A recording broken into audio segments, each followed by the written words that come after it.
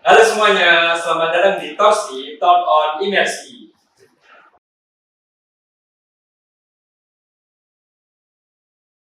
Perkenalkan, aku Sultan akan menjadi host di segmen Renewable Energy kali ini. Dan kali ini kita kedatangan tamu nih, yaitu Pak Prisma Megantoro.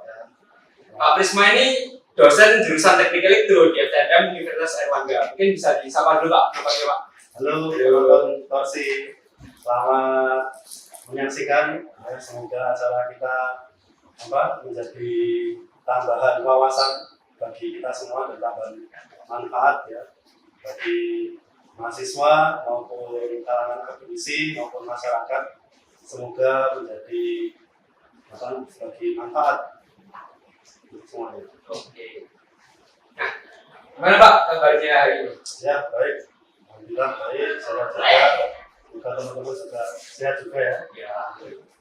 Nah, karena ini adalah episode pertama dari segmen Renewable Energy, tentu kita akan bahas yang paling booming nih sekarang di Renewable Energy, yaitu adalah panel surya atau PLTS.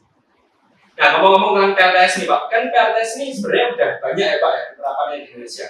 Tapi kenapa kok PLTS ini masih belum jadi pilihan utama loh Pak untuk dijadikan sebagai pembangkit listrik? Ya. Jadi memang terkait dengan potensi energi terbarukan di Indonesia ya, kita tahu bahwa potensinya itu sangat tinggi sekali dan juga beragam, dari mulai potensi energi surya, energi angin, geothermal, energi air, dan juga bahkan biomasa ya. Nah itu dengan potensi yang tinggi, tapi kita masih banyak terbatas dengan yang namanya dengan teknologi untuk implementasi, untuk aplikasi, bagaimana kita memanfaatkan sumber energi terbarukan itu baik untuk memenuhi kebutuhan listrik maupun untuk memenuhi kebutuhan teknologi yang lain. Jadi pertama saya bilang dari segi teknologi, karena kita juga belum banyak ya instansi atau lembaga di Indonesia yang secara khusus itu mengembangkan teknologi di bidang energi terbarukan khususnya energi surya ini terkait dengan PLTS. Dari sisi energi konversi ya, seperti misalnya perancangan solar cell ya. Walaupun di FTM sendiri sekarang sudah ada fakta yang sedang mengembangkan solar cell yang solar cell semprot, jadi liquid dalam bentuk liquid yang bisa menghasilkan arus listrik ketika disinari matahari. Itu penerapannya gimana Pak?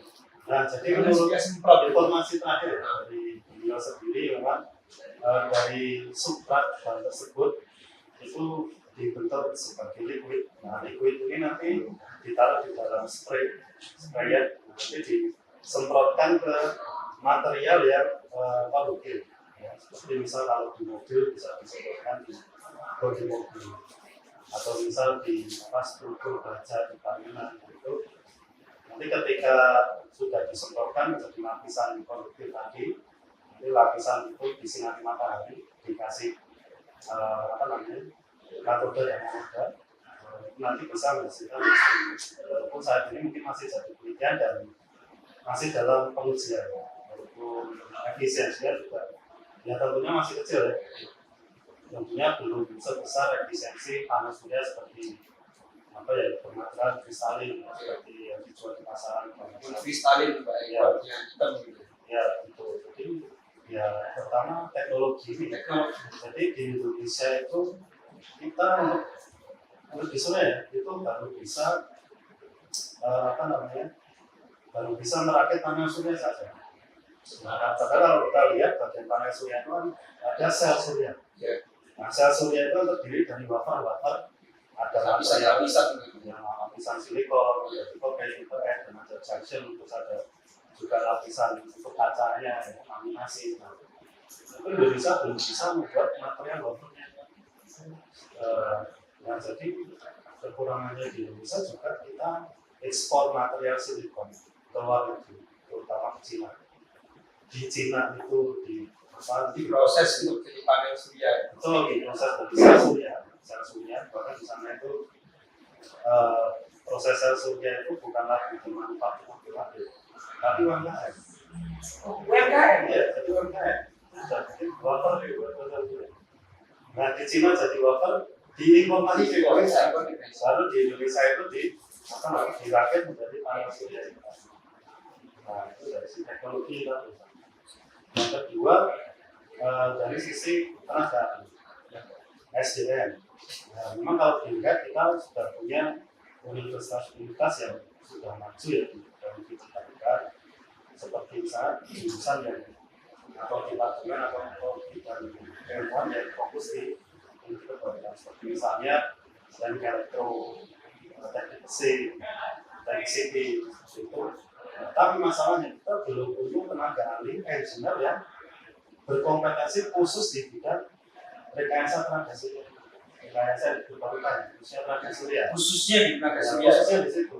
Nah, jadi kalau misal kita mau bangun PLTS misalnya ya, itu ya biasanya kita merekrut teknik elektro, tapi belum ada kita merekrut insinyur energi surya. Nah, itu belum ada. Kalau di luar negeri kurikulum itu sudah kalau ada insinyur khusus ya, memang biasa bagian konversi energi, bagian storage system, bagian conversion system, dan bagian instrumentation itu sudah bisa sendiri. Makanya teknologi pemanfaatan energi terbarukan termasuk energi surya ini ya masih kalah belum sebenarnya ya kita pada di teknik elektro sendiri pun belum banyak mata kuliah yang merujuk khusus kepada surya. Ya teknologi rekayasa energi surya pun ya mungkin ada 1-2 ya, tapi kan belum ada yang khusus. Kita masih kekurangan tenaga ahli. Oke, jadi tadi kalau misal saya rangkum ya Pak, alasannya ada 2. Yang pertama itu kan dari teknologinya. Memang secara teknologi Indonesia ini masih agak kurang. Dari kedua tenaga ahli. Nah, kalau itu kan agaknya di sisi saintifiknya Pak, di sisi teknikalnya. Nah, kalau misal secara regulasi Pak, menurut Bapak ini gimana regulasi PLTS di Indonesia? Kalau misal dibandingkan dengan di luar negeri, itu seperti apa? Nah, kalau terkait dengan regulasi, saya pikir ya masih 50-50 ya. Artinya ya tidak begitu bagus, ya tidak begitu saya sepakat. Karena kita melihat perkembangan pemanfaatan teknologi untuk pembangkit listrik tenaga surya itu juga di Indonesia sudah semakin marah. Kalau dulu mungkin PLTS ini hanya fokusnya di area desa gitu. Ya area tertinggal, area kecil ya, karena di Indonesia kan secara geografis memang kepulauan sekali. Dan banyak pulau-pulau kecil di mana pulau-pulau itu belum teraliri arus listrik dari jaringan PLN misalnya. Kalau di dekat sini aja misalnya dan di Madura aja seperti ini ya, pulau kecil yang di dekat Pulau Jawa saja masih belum kena jaringan listrik kalau bisa ada bisa. Nah, jadi seperti itu ya, dulunya itu di ruang area. Sekarang itu sudah merambah ke area perkotaan. Merambah ke area perkotaan, sektor esensial ya. Ya, perumahan, perkantoran, bahkan itu seperti itu kita di KP ini sudah pakai PLTS. Nah, itu kan berarti pemerintah memang ada dukungan di situ. Apalagi ada program pemerintah yang mengoptimalkan penggunaan solar rooftop, PLTS itu rooftop solar system ya, namanya atap. Itu kan sudah mulai dibangun. Jadi dari yang dulu itu ruang area sekarang sudah menambah ke area. Jadi kalau dari sisi kebijakan ya tadi bagusnya pemerintah mampu untuk dari kebijakannya. Ya mungkin jeleknya untuk kebijakan pengembangan teknologi tadi itu. Gitu. Jadi belum banyak lembaga instansi baru ini, baik itu lembaga pendidikan maupun universitas yang fokus untuk mengembangkan kurikulum di bidang rekayasa lebih terbarukan. Jadi dari kan otomatis pengembangan kurikulum itu kan ya termasuk dari kebijakan pemerintah. Jadi Kementerian Pendidikan, nanti jadi seperti itu. dan terus dilihat dari juga faktor ekonomi juga. Dari segi ekonomi juga semakin kesini harga sistem LTS itu semakin murah ya. Semakin murah. Dilihat dari harga perkawinannya, dari harga panel surya, dari inverter, kontrol dan sebagainya itu kan semakin murah. Tapi dari sisi kebijakan ya, kita bisanya masih impor. Gitu. Belum ada yang TKDN gitu ya Pak. Ada penelitian di bidang itu yang dilakukan oleh mahasiswa, oleh peneliti, oleh dosen itu sudah banyak. Ya. Banyak mahasiswa, dosen yang sudah mengembangkan perancangan inverter, perancangan controller ya, salah satu mahasiswa yang kontrol. Dan juga seperti Pak Tata tadi yang sudah mengembangkan sel surya, yang transparan tadi. Akhirnya berarti karena kebijakan teknologi itu tidak sampai ke industri, tidak sampai ke manufaktur gitu. Nah, jadi jeleknya kebijakan kita tidak ada yang bisa menjembatani antara sisi akademis dan sisi industri. Jadi dari sisi akademis itu kayak terputus gitu ya. Terputus ya. Jadi penelitian itu ya sudah hanya jadi skripsi aja, sekedar menjadi penelitian. Iya, penelitian jadi skripsi di paper. Kan saya ini ya kalau bisa lanjut ke industri, bisa diproduksi massal. Kita kalau masang PLTS kita bisa pakai produknya mahasiswa, bisa pakai produknya dosen. Ya. Kita juga mengurangi tingkat impor ya Pak. Betul, iya. Padahal bahan-bahan itu semua di Indonesia ada. Ya, hampir semuanya ada. Termasuk bikin inverter, controller. Dan kita SDM itu sudah cukup, tapi itu terhalang jembatan itu tadi. Dan kan misalnya kita sering ke lapangan untuk update masyarakat, untuk memasang instalasi PLTS, misal di Pasuruan, di Riau. Nah, dan kan kalau misal kita pakai itu produk-produk kita sendiri, inverter kita pakai kita sendiri, kontrol pakai kita sendiri. Mungkin di tahun lalu kita pakai panel surya rancangan kita sendiri. Nah, otomatis kan menambah daya dorong masyarakat juga, bermanfaat dengan masyarakat juga. Harganya pun juga pasti jadi lebih murah lagi kan Pak. Jadi menurut saya kebijakan pemerintah itu ya Pak, kalau dari jembatan antara sisi akademis dan sisi industri. Tapi kalau misal kita bicara tentang ini Pak, perizinan buat pemasangan PLTS di residensial Pak, itu kan sometimes kayak agak dipersulit dengan Pak. Dan walaupun memang banyak masyarakat yang masih salah paham karena pernah ada kan gini Pak, kasus orang dia tuh masang panel surya yang terhubung sama jaringan PLN Pak. Tapi dia tuh tanpa izin dengan PLN. Nah sebenarnya kan ada dampak negatifnya nih Pak.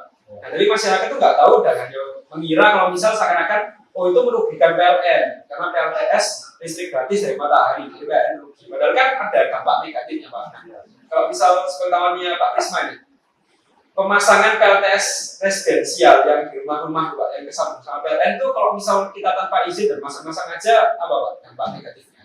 Dampak negatifnya terutama ya itu tadi ada sanksi ya dari PLN. Iya pasti. Menurut PLN sendiri juga PLN rugi karena PLN sudah pembangkitannya itu sudah sisa banyak. Iya melebihi luar Indonesia. Jadi kalau misal banyak orang sudah pakai listrik mandiri ya otomatis akan merugi dari sisi ekonomi tadi. Nah kalau selain dari sisi dari sanksi juga dari sistem security juga keamanan juga. Iya. Karena itu tadi karena di Indonesia itu sistem listrikan itu diatur oleh PLN juga nanti otomatis untuk sistem billing untuk pembayaran itu kan juga ada. Oh iya, bisa mengacaukan PLN kita sudah secara security pun juga nggak aman juga. Misalnya kita ada kendala di sistemnya ya, misal kita pasang grid PLTS yang pun bisa jaringan PLN misalnya ada korsleting di situ, ada bagian arus atau kemudian tegangan itu kan selama ini PLN sudah belum ada standarnya di situ. Nah jadi kita dari desain atas kita sudah tidak bisa meminta jaminan gitu. Misalnya ada korsleting kita nggak bisa karena ini korsleting gimana gitu. Sisi negatifnya seperti itu. Tapi ya sisi positifnya tetap kita di sisi lain kita memanfaatkan potensi keterbukaan yang ada di sekitar kita tadi. Sekitarnya ya untuk apa namanya mengurangi electricity bill, apa namanya tagihan listrik bulanan. Nah kalau saya misalnya solusinya ya bikin ini off-grid atau hybrid, jadi tidak tersambung secara off-grid ke PLN. Jadi kita pisahkan antara beban elektronik yang pakai PLN dengan yang pakai PLN. Misal kalau pakai PLN kita tahu bukan listrik tidak mungkin sangat terbatas ya. Nah itu bisa jadi kita hanya sambungkan untuk sistem penyimpangan saja, atau mungkin untuk sistem internet, sampai rumah, itu kan dayanya kecil. Jadi kalau saya solusinya terkait seperti itu. Iya. Tidak merugikan PLN, kita pun juga secara ekonomis juga untung gitu ya bulan. Jadi memang khususnya sebenarnya untuk di masalah keamanannya aja ya Pak. Kalau misal kita masang tanpa izin dari PLN Pak ya. Karena kalau misal ada apa-apa ya kan kita masang sendiri, nggak ada persetujuan atau pemantauan dari PLN dulu nggak apa. Ya, bisa jadi kita nyewa tenaga pemasangnya yang salah, yang kurang paham. Betul. Jadi tidak ada jaminan soal security. Oke, nah Pak ini selanjutnya kita akan bahas yang sedang booming nih Pak, yaitu PLTS Apung, pembangkit listrik tenaga surya yang ada di atas air Pak. Nah, kalau di Indonesia ini kan kemarin yang barusan peresmian kalau nggak salah Oktober itu kan PLTS Cirata Pak, ya, bahkan sampai terbesar kedua di dunia Pak. Nah kalau misal menurut Pak Bisma gimana Pak? Maksudnya apa ya? Apa kelebihannya PLTS Apung dibandingkan yang ground mounted atau roof mounted?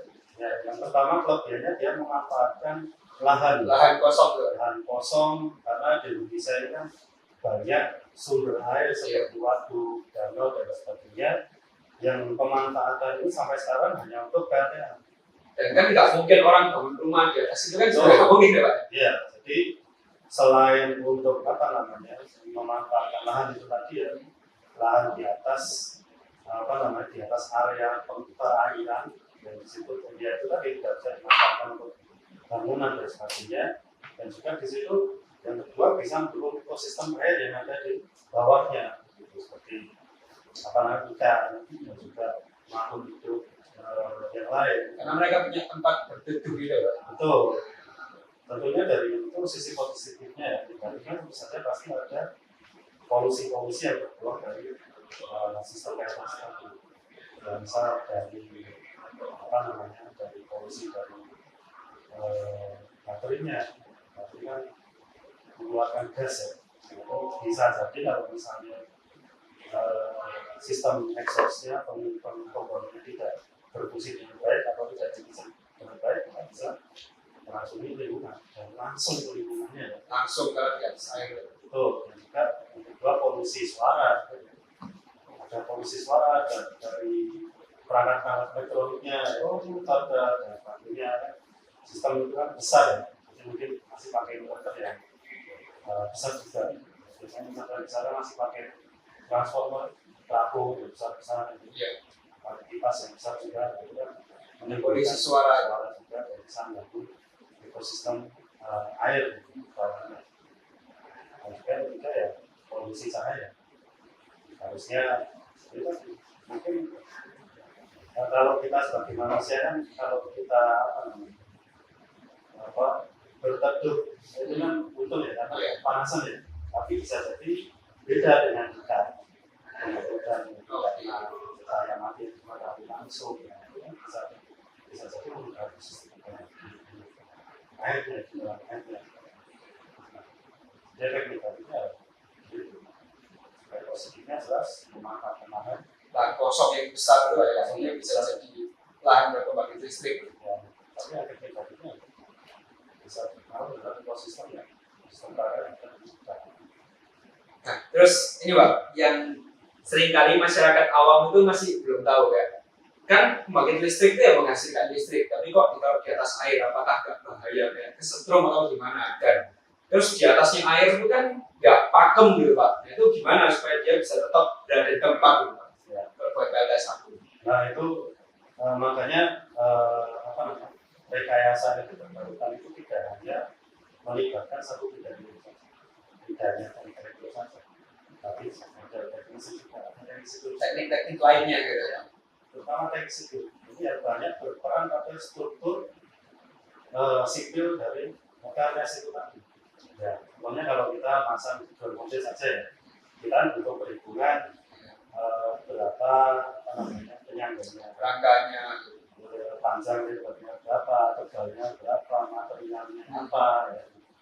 Fondasi itu sudah penting, fondasi berapa meter, terus material untuk membuat fondasi bagaimana, terus frame-nya panel surya itu dibuat dari material apa, termasuk juga apalagi khususnya di PLTS Lampung ya, yang berada pada kondisi yang air yang spesial, iya, istimewa itu kan.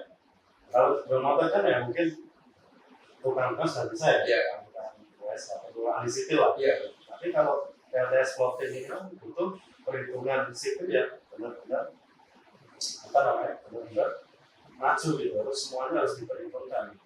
Termasuk tadi dibilang ada dinamika permukaan air ya, yang bisa Bergelombang, bisa gerak. Nah itu makanya ahli-ahli di teknik sipil itu harus bisa merancang supaya sistemnya kuat, bisa terampung, tapi juga ringan. Tapi juga bisa kuat menahan beban panel surya, tapi juga tidak meracuni yang selain itu juga bisa tahan dari dinamika permukaan air. Nah, jadi memang kasus spesial seperti ini ya, kalau dibutuhkan tenaga ahli ya spesial juga. Spesial seperti itu. Jadi PLTS Apung ini benar-benar apa ya, bisa dibilang kayak terobosan ya, karena dia memanfaatkan lahan kosong untuk jadi pembangkit listrik gitu. Nah, artinya kalau gitu kan bisa berlaku hal yang sama dengan gurun, Pak. Ya. Gurun kan juga lahan kosong yang ya biasanya jarang lah ditinggali orang. Kalau mungkin di Indonesia agak jarang ya Pak, mungkin hampir nggak ada gurun. Tapi kalau di luar negeri kayak Amerika kan masih banyak gurun. Nah, tapi kok kenapa nggak semua gurun itu dipasangi atau diinstal pembangkit listrik tenaga surya? Padahal kan kalau misal secara potensi seharusnya gurun itu kan potensinya tinggi Pak, karena dia nggak ada shading, nggak ada bayangan, matahari kena langsung. Tapi kok kenapa nggak masih belum semua gurun atau nggak banyak gurun yang dipasang pembangkit listrik tenaga surya? Itu apa yang menjadi masalah ini? Nah, jadi pertama kita lihat dari potensi sinar matahari. Kan kalau secara fisik sinar matahari itu kan ada dua partikel. Yeah. Ada partikel foton yang dia bentuknya cahaya.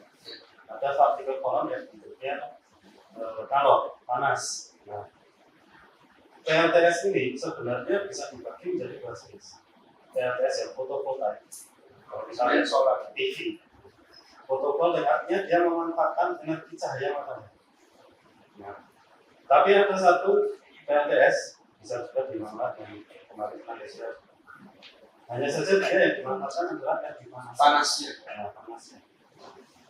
Di gurun itu memang ada dua potensi antara yang fotovoltaik dan Yang panas. yang panas tadi. Panas itu seperti di gurun di yang saya tahu itu di Australia sama di saya lupa di Timur Tengah. Jadi itu ada satu area yang lebih cocok untuk digunakan pembangkit listrik dari tenaga panas. Jadi konstruksinya itu seperti banyak cermin. Banyak cermin memiliki satu titik itu. Nah, satu titik ini jadi cahaya matahari fokus di satu titik ini. Nah, satu titik ini itu seperti boiler. Oh iya, itu untuk memanaskan boiler tuh Pak. Jadi fluidnya dialirkan ke boiler ini. Boilernya panas karena kena cahaya fokusan. Nah, terus di situ terbentuklah fluid yang bertekanan tinggi. Nah, fluidnya itu lalu digunakan untuk memutar turbo angin. Dan itu memang lebih efektif di gurun karena juga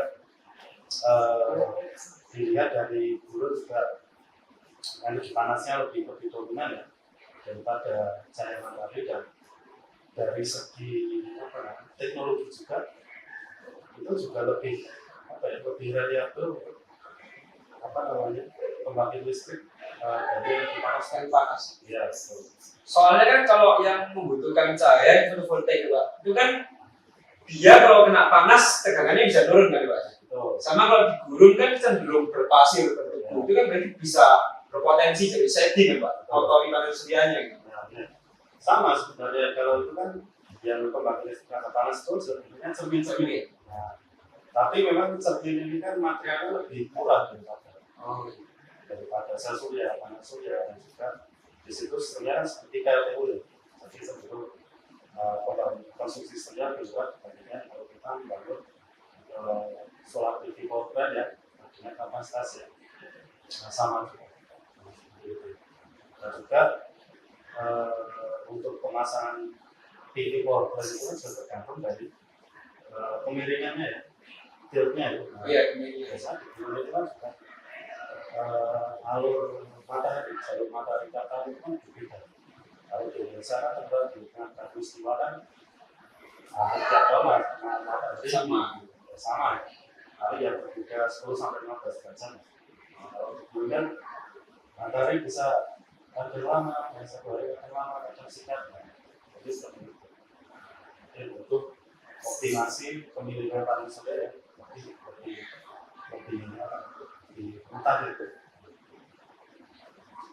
Jadi kalau di gurun Pak itu berarti penerapannya lebih cocok yang panasnya itu Pak, karena itu lagi. Ya menurut saya seperti itu. Terkait musimnya, karena gurun itu pasti tidak betah dengan peristiwa.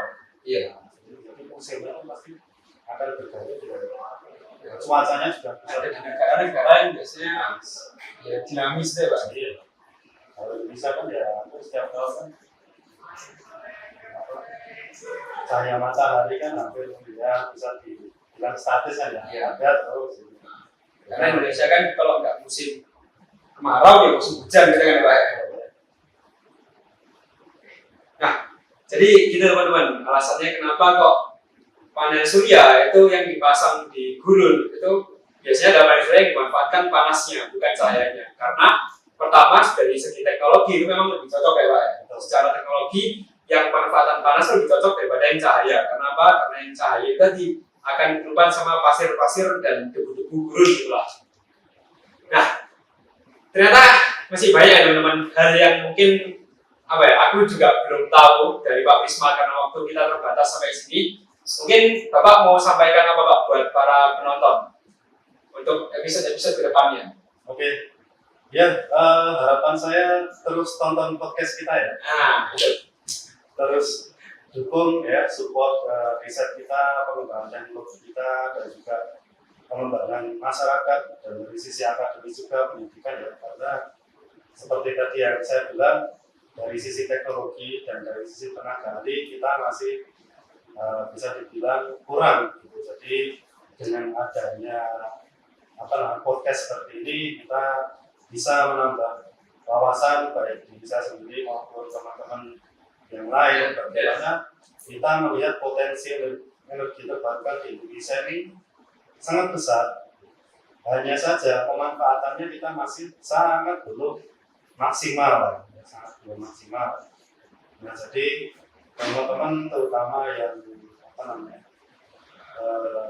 di bidang teknologi, di bidang sains, yaitu bisa memanfaatkan berbagai kesempatan dari mahasiswa seperti ikut penelitian, ikut pengabdian masyarakat, dan juga untuk tenaga ahli seperti profesional, praktisi maupun akademisi yang seperti dosen juga bisa terus mendukung dan berpartisipasi dalam program kemandirian energi yang sudah dicanangkan pemerintah sejak lama ya, sampai nanti 2025 2050 kita sudah net zero emission.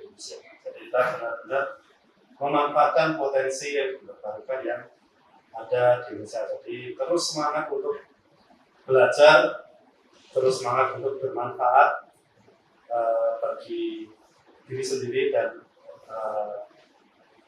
sekitarnya. Itu dari saya. Terima kasih. Terima kasih banyak Pak ya, atas ilmunya, dan terima kasih juga buat teman-teman yang sudah nonton podcast ini dari awal sampai akhir. Aku Sultan selaku host dari podcast Torsi ini izin pamit, izin undur diri. Sampai jumpa di episode berikutnya.